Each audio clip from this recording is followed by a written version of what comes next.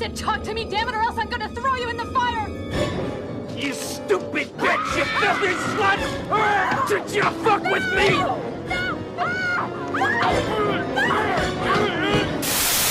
We toys can see everything. So play nice.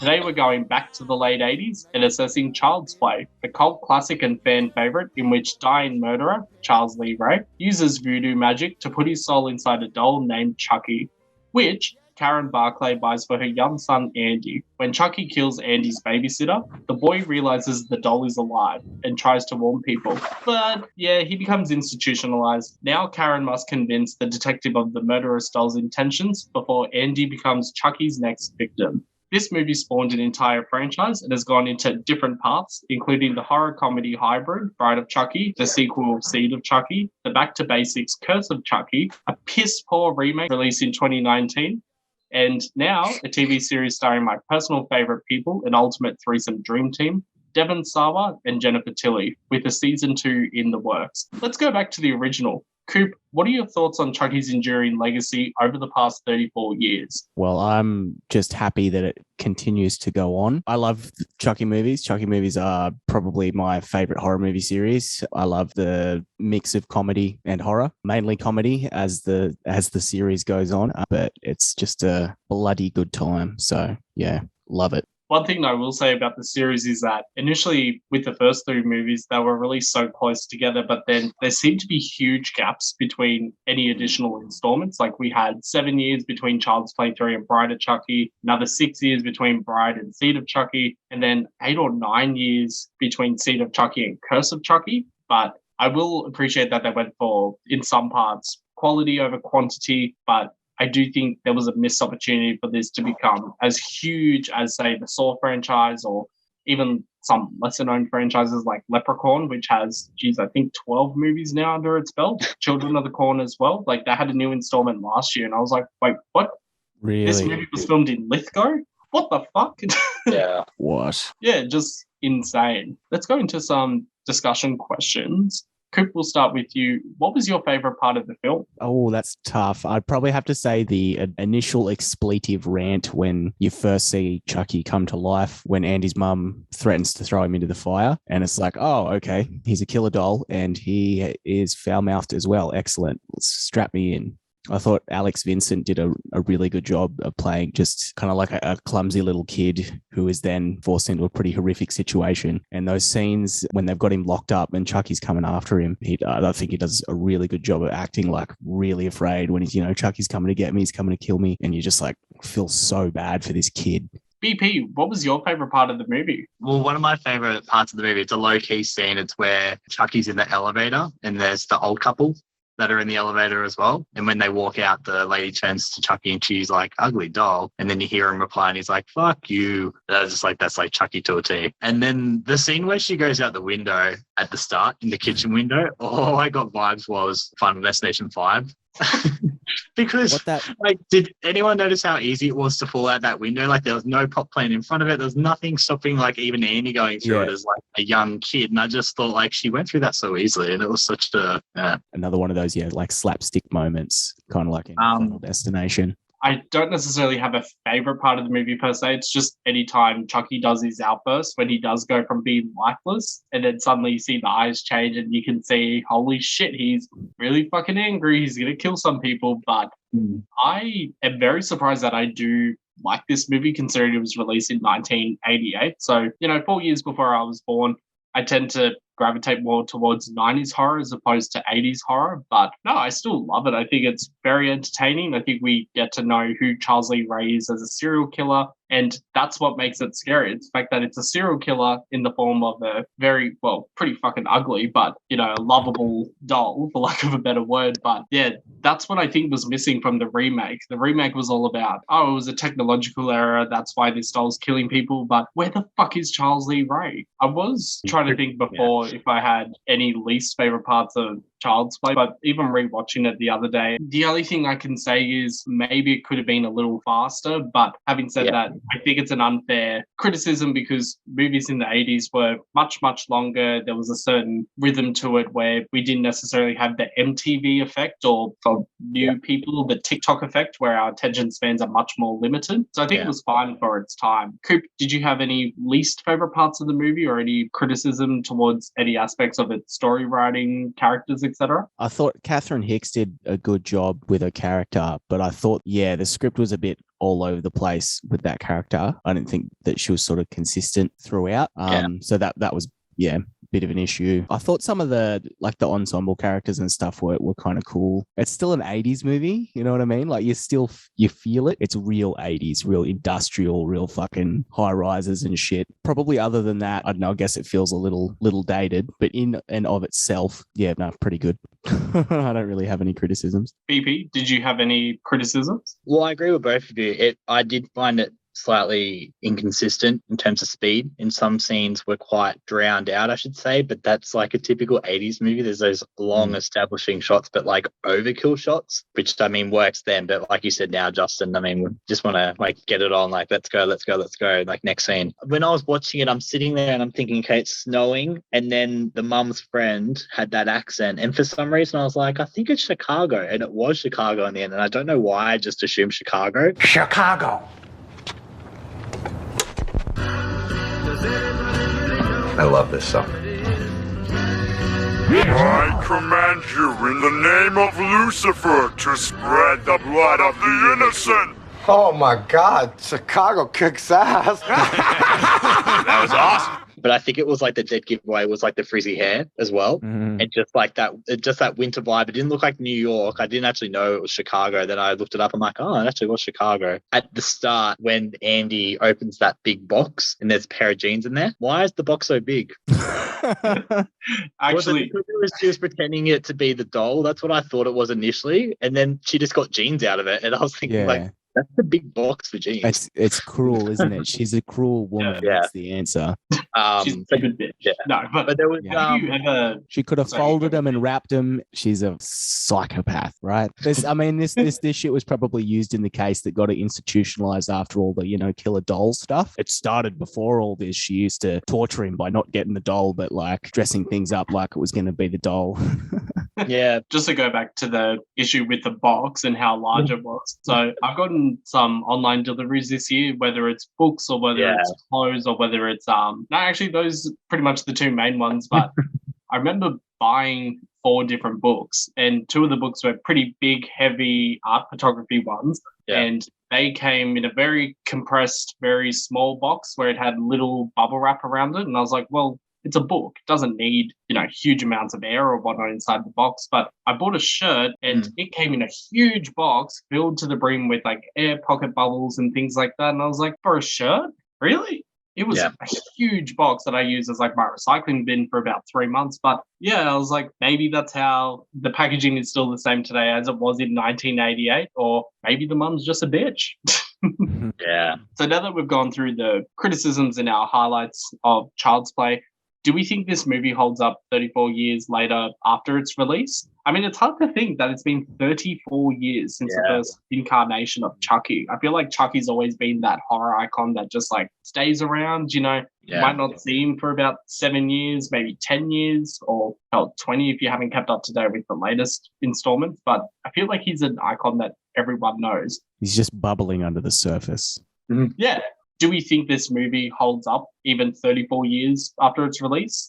Coop, we'll start with you. I mean, this movie on its own, not looking at it as, part of anything else. I mean, like I said before, it's still an 80s movie. I mean, you still watch it. It's got this, the 80s soundtrack, all the creepy piano and all that kind of shit. The thunder and the lightning that looks ridiculous. That's just been superimposed on top of it, of the buildings. But it's still an enjoyable movie. I feel like it kicked off an incredible lasting legacy that is Chucky. I don't feel like it's the best movie that's in the series. Personally, I'm a little bit biased. I didn't see this movie first. I think it was actually the 3rd or 4th movie that I saw. I think I watched Child's Play in an odd order. I think I watched 3, 2, Bride, and then 1. little bit strange. So it's not my favorite, but I still feel like it's a really good movie. BP, do you have any thoughts? Yeah, I think like as much as the first movie may have flaws here and there, and being an 80s movie, I think it set the path for, I guess, one of the like most successful like horror franchises. Well, it's up there anyway. I mean, 34 years later, it's still going. And I mean, it's morphed into a TV show. It's crazy to think 34 years later, it's been how many films? 7, 8? The thing about Chucky I've found watching these movies again is who doesn't like Chucky, like the doll? Like no one can not like him. He's just so cute when he's not in real life, just like a doll sitting there. And then when he comes to life, he's just got that humor and that likability about him, even though he's brash, crude, swears under the earth like no tomorrow. But yeah, no, I think it still holds up quite well today compared to some of the sequels at least. Yeah. With the concept itself, I'm trying to put myself in the shoes of the writers, directors going to like a movie studio and pitching this idea. They must have encountered some, not backlash, but maybe some questions. Because if you went to a movie studio and said, yes, we have an idea, it's a horror movie, serial killer transfers his soul into a doll. The doll loves being a sarcastic bitch, loves killing people. And the primary target is a 6-7-year-old boy named Andy who he tries to kill, but the boy wins in the end. I mean, can you imagine saying that to a movie studio and having them be like, huh? Who's going to voice the doll? Who's going to, why is the doll so obsessed with the 6-7-year-old kid? But yet the concept works. I was trying to think of any other predecessors, like maybe there was any other movies around killer dolls or serial killers transferred into other bodies. The only 2 examples I could find was Poltergeist, the original 1982 movie, but that was around like the clown doll being possessed by an entity as opposed to a serial killer.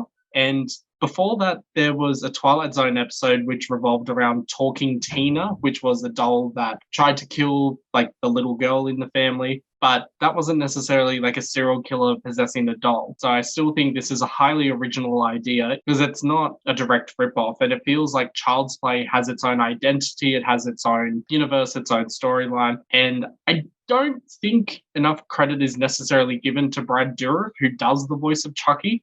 I think if it was any other voice, like we've seen with the remake, the movie wouldn't necessarily fail without him, but it wouldn't have so much of an impact. Likewise, with the character of Andy and his mum, they did really great performances. And Andy does give that multi-dimensional. He's not just some one-sided 2D brat character. He's a kid with emotions. He's a kid that's like, what the fuck? My doll's trying to kill me. Like, if I was 6-7 years old, I'd be like, okay. Like, I can imagine going to tell my mum, being like, my Buzz Lightyear toy is trying to strangle me. She'd be like, that's nice. Yeah. And no one ever listens to this kid either. What did you think of Child's Play as a concept? Coop, we'll start with you. Fantastic concept. It's a foul-mouthed killer doll who needs somebody to transfer his soul into. I mean, what's not to love? I am biased. It's my favorite. I love it.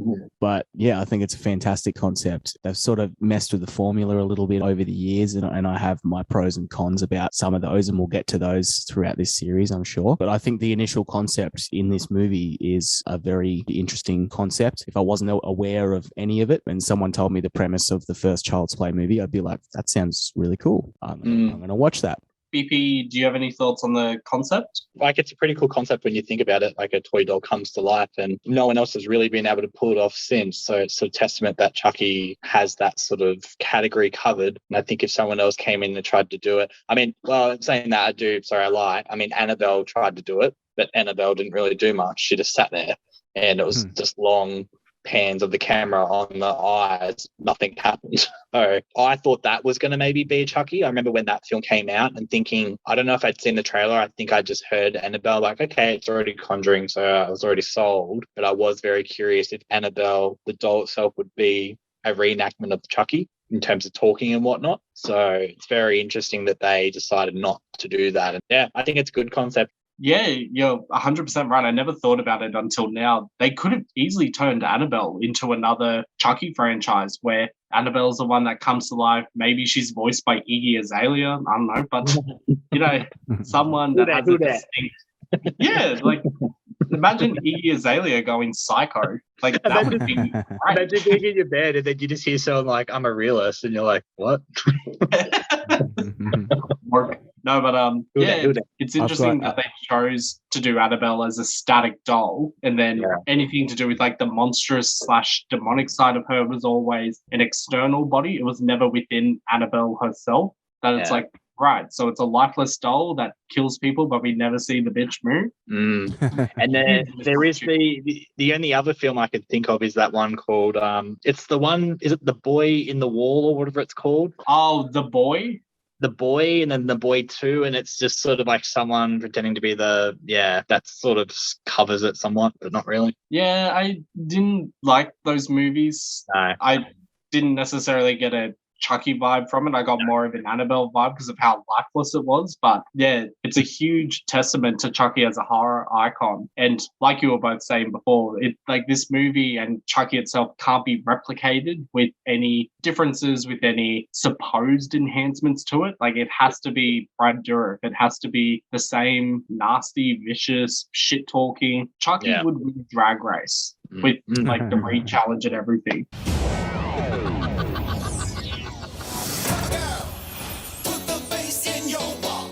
Coop, did you have any thoughts on Chucky as a horror icon? Again, biased, but yeah, love Chucky. Chucky is a horror icon. I would agree that he's probably not on the same level as some of the more serious horror icons like your Jasons and your Michael Myers and your Freddy Kruegers. He's still up there. He's in the conversation at the very least. But I do have some controversy trivia to do with this movie if you are interested. Yes, please, hit me. All right. Lock it in, Eddie. That's it. During the initial release, a large crowd of protesters formed in the main entrance of MGM calling for a ban on the film because they claimed it would incite violence in children. Local news reporters from 2 TV stations were broadcasting live from the scene. The producer, Dave Kirshner, was watching the demonstration on TV and was disturbed. Jeffrey Hilton, who had been working in Kirshner's office at MGM, indicated he could quell the disturbance in 10 minutes. While Kirshner was watching from the safety of his office, Hilton spoke to the group's leader and shook his hand. The group instantly dispersed, much to the chagrin of the newscasters. Hilton did not reveal to Kirshner whether it had been a threat or simple diplomacy that saved the day. So he either went over there and threatened them or went over and gave some grandiose speech on how, horror movies aren't the enemy. You probably gave them like a bag of weed each or something. Oh, who knows? But what a mad cunt. God damn, I wish it was that easy just to go up to a bunch of protesters and be like, hey, fuck off. But quite interesting to see, just based on that protest as well, whether there would be any cases of like children becoming violent or decrease in sales of toys, or particularly around similar dolls that look like good guy dolls or look like, huge versions of like Barbie dolls, for instance. But there hasn't been any data to say that there was a decrease or an increase. It seemed to just keep steady on with the Christmas sales period. I don't know, America loves to protest about the stupidest things, but then when it comes to actual serious issues, it's, I hate protesters. But when, I think the thing is with Chucky, they get away with it is because it's marketed as obviously not a kids movie, and it's more like to us it's like an MA plus, 15 plus in Australia, and in America it's an R. So I mean it's catered for teens to adults at that point. So I think maybe just the way it's been marketed probably wasn't really going to hurt them in the end. So like what 8-year-old is watching a Chucky film anyway at the movies in the 80s? That's what you got to question. Yeah, no, but like that would be the question I'd give back to the parent. Be like, well, why is your son watching it? So yeah. I'll always take this example back to any discussion around like children in horror movies and whatnot. But like I always talk about how my mum would take me and my sister to see some horror movies, but it would always be like either she would watch it beforehand and be like, oh, this might be too scary for me, or might be too scary for my older sister, or she would watch the trailer, she'd read reviews beforehand so that it wasn't too scary. But I still remember going to watch Saw 6 and there was a little 6-year-old kid in the audience with his dad, and I'm thinking, does the dad know what this movie's about? Because it's not like as if Saw 6 was ambiguous with its marketing.